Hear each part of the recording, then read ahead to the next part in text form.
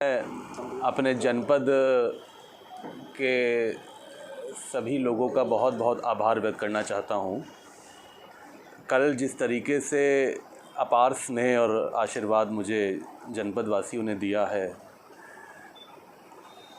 पहली बार मैं हरदोई आगमन था मेरा, एक नई जिम्मेदारी मिली है उसके बाद, और जिस तरीके से उनका आशीर्वाद मिला है, मैं तो ये कहूँगा कि यही मेरे लिए प्रेरणा है और यही मेरी ताकत भी है।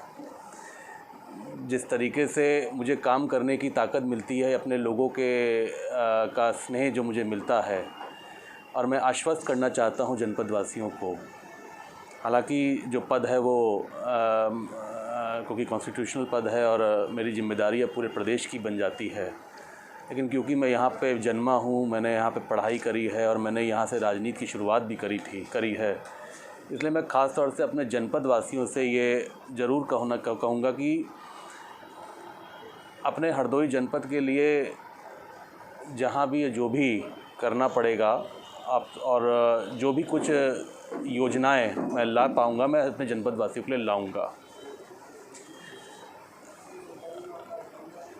एक जिम्मेदारी का पद मिला है, मैं अपने शीर्ष नेतृत्व को भी धन्यवाद देना चाहता हूँ, क्योंकि संवैधानिक पद है, इसलिए बहुत राजनीतिक बात तो मैं नहीं करूँगा, लेकिन मैं इस मौके पे ये ज़रूर कहूँगा कि अब देश में राष्ट्रवाद की राजनीति को बढ़ावा मिलना चाहिए। मैंने विधानसभा में भी, अगर आपने मेरा संबोधन सुना हो तो मैंने वहाँ भी ये जिक्र किया था कि अब उत्तर प्रदेश की जनता जातिवाद की राजनीति को नकार चुकी है, और जो लोग जातिवाद की राजनीति करते हैं उन्हें जनता कभी स्वीकारती नहीं है, और इसका प्रमाण उत्तर प्रदेश की जनता ने कई बार दिया भी है। मेरा ये मानना है कि अब हम लोग दलों को जातिवाद की राजनीति से ऊपर उठ के राष्ट्रवाद की राजनीति को करना चाहिए। आखिर हम अपनी आगे आने वाली पीढ़ियों को क्या संदेश दे रहे हैं अगर हम जातिवाद की राजनीति को नहीं छोड़ेंगे?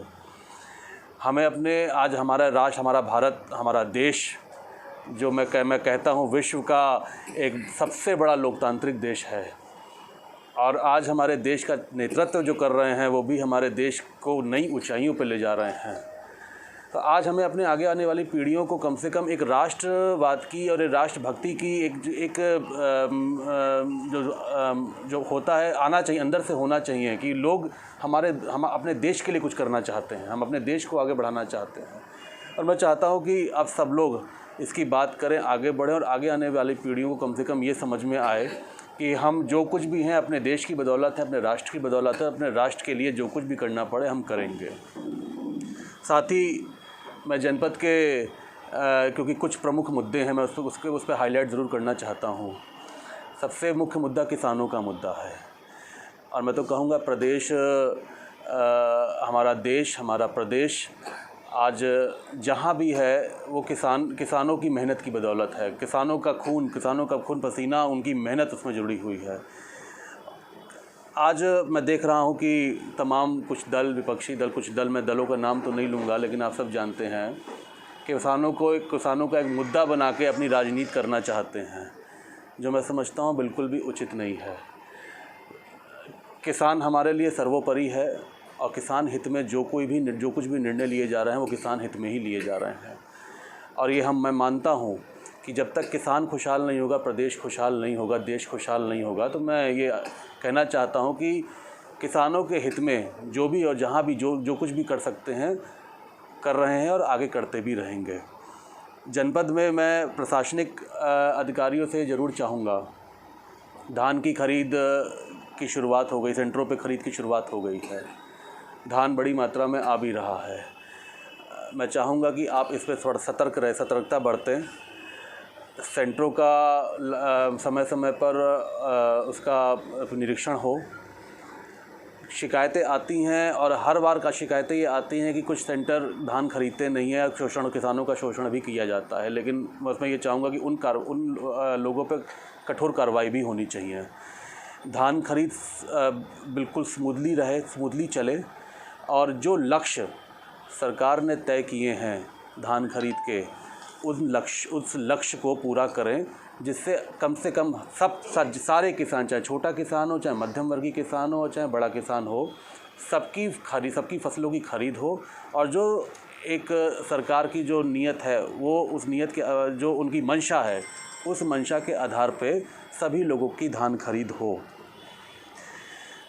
दूसरी सबसे बड़ी चीज़ है, अभी आपने देखा 3-4 दिन बरसात हुई।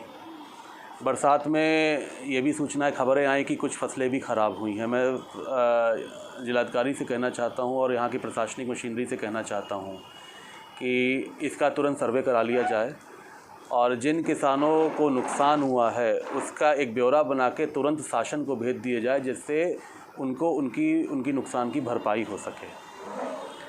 आज एक हमारे देश के लिए एक बहुत बड़ा इसलिए भी समय है कि अब अमृत महोत्सव का भी आयोजन हो रहा है।